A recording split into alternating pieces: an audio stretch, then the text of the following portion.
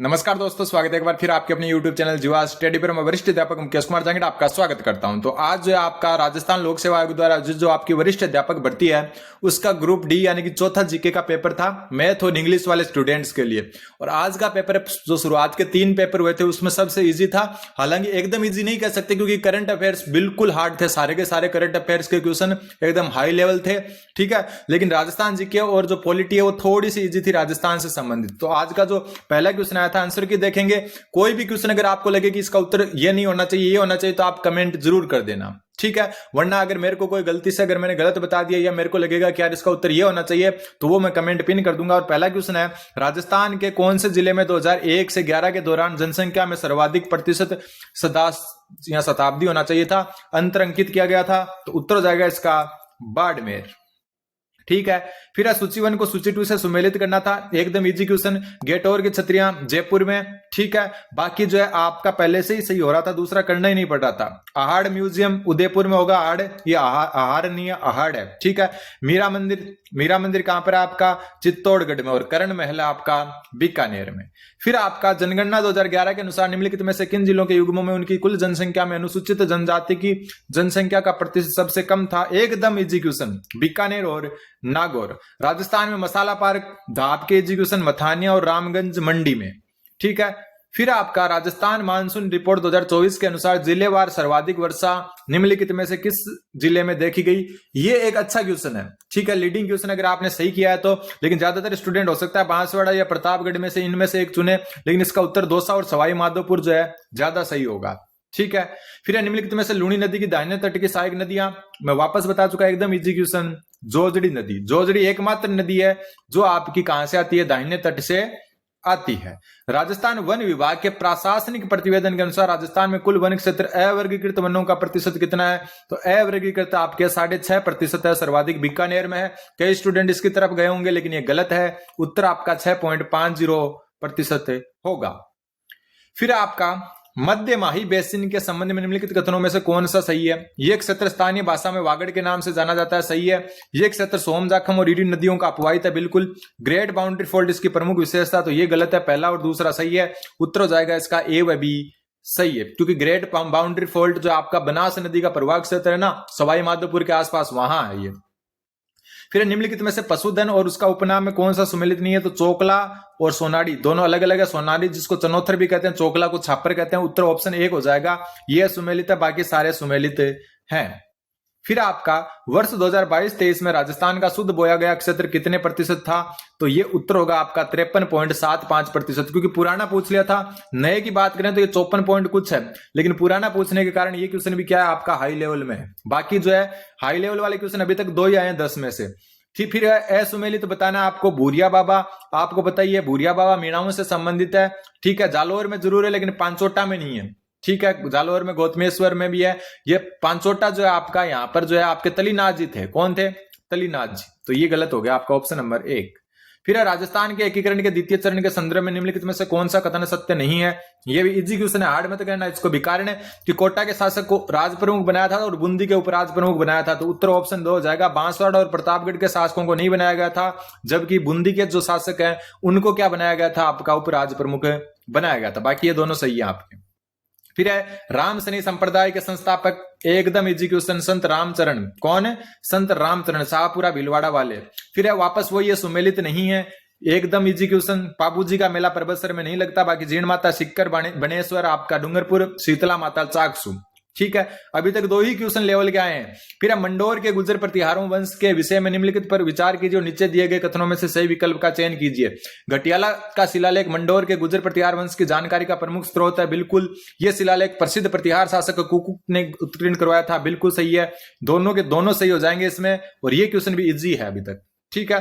फिर गोविंद गिरी एवं भील आंदोलन के संदर्भ में कौन सा कथन सही नहीं है? ये क्वेश्चन मीडियम मान सकते हो आप, क्या मान सकते हो? मीडियम मान सकते हो, कारण कि यहाँ पर ये डेट जो है इससे आपको क्लियर हो रहा है कि 1900 जो है आपका 17 में हुआ था शायद ये, ठीक है। और ये 1915 में गिरफ्तारी की बात कही है इधर ठिकाने से, तो ये आपका क्या हो जाएगा? गलत। बाकी मानगढ़ पहाड़ी को अपना केंद्र बनाया, भील गांव में धुनी स्थापित की, ठीक है, और भगत पंथ की स्थापना की। फिर राजस्थान के 1857 के विद्रोह में निम्नलिखित केंद्रों को कालक्रम के अनुसार व्यवस्थित कीजिए। ये भी एकदम इजी क्वेश्चन है, उत्तर हो जाएगा स ब ए द। कौन सा? स ब ए द, फिर अगला क्वेश्चन आपका, ये भी एकदम इजी क्वेश्चन। अजमेर के चौहानों के विषय में निम्न कथनों पर विचार कीजिए तथा नीचे दिए गए कथनों में से सही कथन चुनिए। अजय राज ने अपनी राजधानी सांबर से अजमेर स्थानांतरित की। बिल्कुल, अजय राज ने अपनी राजधानी में प्रसिद्ध झील का निर्माण करवाया जिसका नाम अन्ना सागर है। अन्ना सागर अर्णोराज ने करवाया था। एकदम इजी क्वेश्चन, ये गलत, ये सही उत्तर हो जाएगा, केवल ए सत्य है। फिर है कॉलम 1 को कॉलम 2 से जो है सम्मिलित करना है। भवी नृत्य जो है मेवाड़ का, और मेवाड़ मतलब उदयपुर। गुड़ला नृत्य आपका जोधपुर का है। तो 2-1 और 2-1 सिर्फ और सिर्फ आपका ऑप्शन नंबर 3 में उत्तर हो जाएगा, ऑप्शन नंबर 3। एकदम इजी क्वेश्चन है जो शुरुआत के राजस्थान जीके के, बाद में करंट थोड़ा सा हार्ड आया। इधर रचनाकार और इधर ग्रंथ है। पृथ्वीराज राठौड़ का बेली कृष्ण रुक्मणी, ठीक है, और बिट्टू सूजा का राव जेत सिरो छंद। इससे ही पता चल रहा है 2 और 3 ऑप्शन नंबर जो है 3 में उत्तर हो जाएगा, ऑप्शन नंबर 3। फिर आपका निम्न में से किस राजपूत शासक को विजय काटकाटू का जो है कटकाटू की उपाधि या कटकातू की उपाधि मिली? तो महाराणा राज सिंह को मिली हुई थी। ये क्वेश्चन भी इजी है एकदम। फिर निम्नलिखित में से राजस्थान में प्रचलित सापे के प्रकार, तो उपयुक्त सभी उत्तर हो जाएगा। फिर आमेर के राजा मान सिंह की निम्नलिखित प्रशासनिक नियुक्तियों को कालक्रम के अनुसार रखिए। ये मीडियम है, हार्ड नहीं कह सकते इसको भी, मीडियम क्वेश्चन है। इसका उत्तर हो जाएगा डीसीबीए। कौन सा? सबसे पहले उत्तर पश्चिमी सीमांत प्रदेश का प्रशासक, फिर जो आपका जो है कौन सी काबुल की सूबेदारी, फिर बिहार की, और फिर बंगाल की। उत्तर डीसीबीए हो जाएगा। निम्नलिखित में से किस स्थान पर राजस्थान लोक सेवा आयोग की स्थापना हुई? धाप के जी क्वेश्चन है। वर्धा जो है आपका उत्तर हो जाएगा।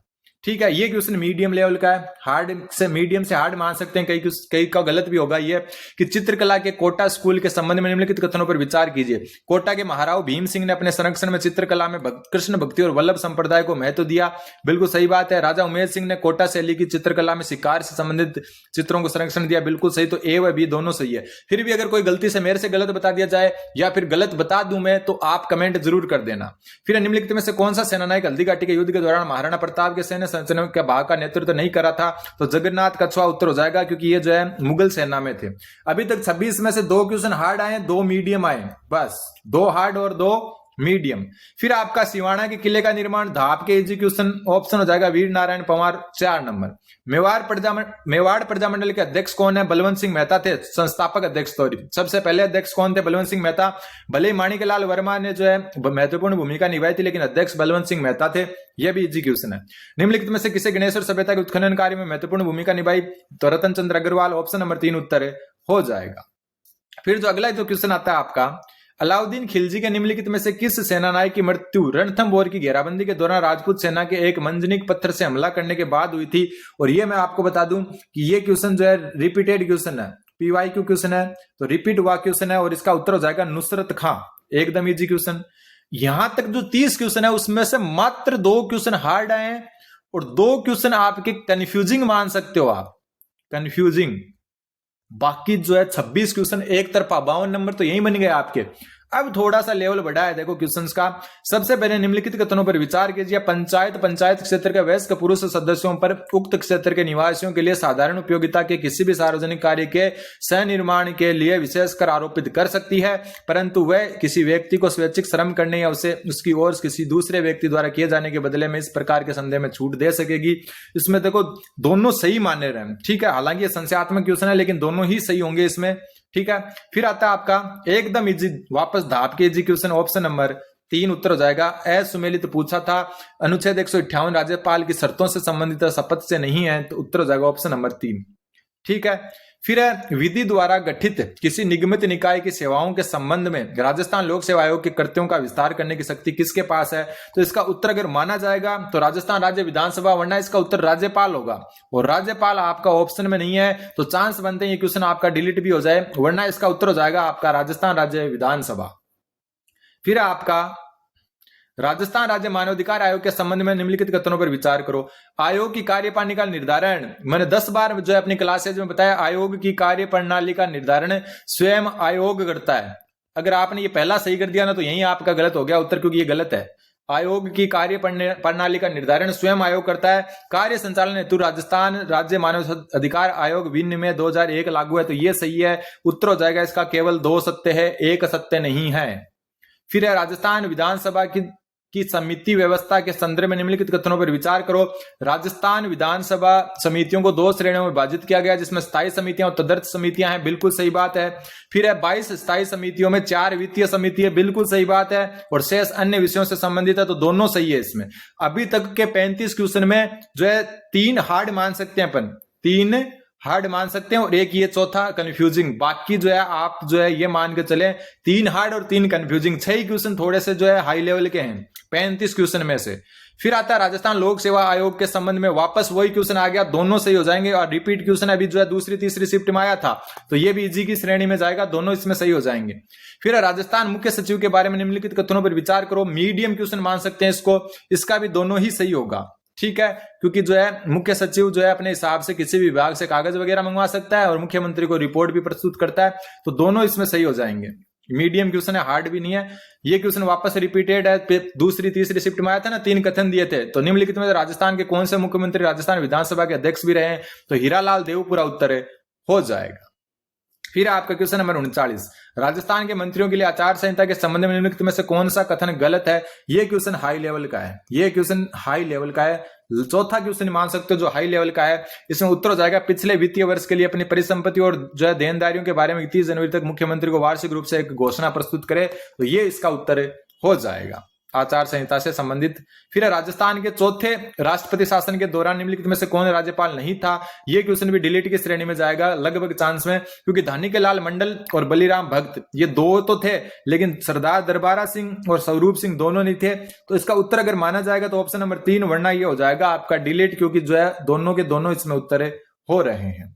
फिर आपका आईपीएल 2025 में राजस्थान रॉयल्स के किस खिलाड़ी ने super striker of the season का अवार्ड जीता था। स्ट्राइक रेट सबसे ज्यादा वैभव सूर्यवंशी, छोटा बच्चा, ठीक है। तो यहां पर ये क्वेश्चन इजी में आया था, करंट में सबसे इजी क्वेश्चन यही था, लेकिन जो क्रिकेट नहीं देखते उनके लिए इजी नहीं था, क्योंकि शायद ही किसी बुक में जो है दिया होगा इसको।